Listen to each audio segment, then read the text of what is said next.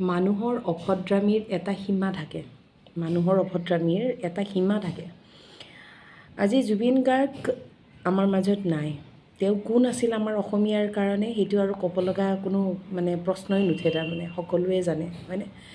তেওঁৰ অৰ্ধাংগিনী, তেওঁৰ পত্নী জীৱিত অৱস্থাত তেওঁৰ পত্নীক কোনো মানে একো আঙুলি টোৱাই কিনে কথা ক'ব পৰা নাছিলে, কিন্তু আজি তেওঁৰ মৃত্যুৰ লগে লগে ছ'চিয়েল মিডিয়া তেওঁৰ বিষয়ে নানান মানে কথা কৈছে, আৰু সেই একাংশ মহিলাই একাংশ মানুহে কৈছে দেই, সকলোৱে কোৱা নাই। যাৰ মস্তিষ্ক ঠিকে আছে তেওঁলোকে কোৱা নাই, কিন্তু যোন পাগল সেইবিলাকে কৈছে।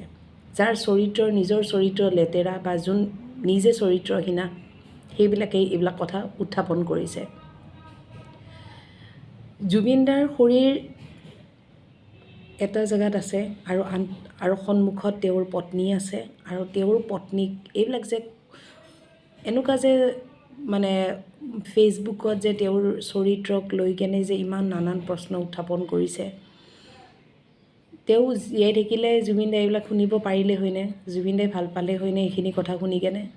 আজি তেওঁৰ অনুপস্থিতিত যে ইমান বেয়া কৰি কেনে তেওঁৰ পত্নীৰ বিষয়ে ইমান বেয়াকৈ কোৱা গৈছে।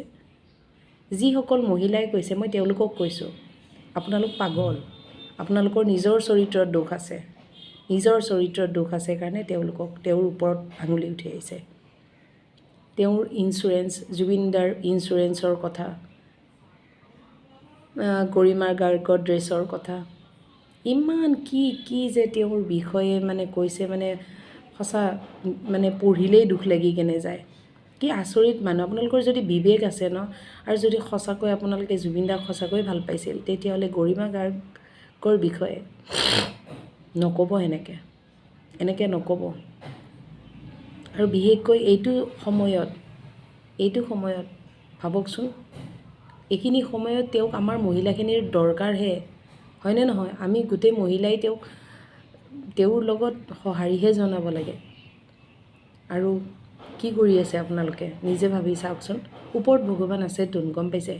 আজি তেওঁক যেনেকৈ আপোনালোকে কৈছে, ভগৱানে এদিন আপোনালোকৰ সেইটো দেখাব।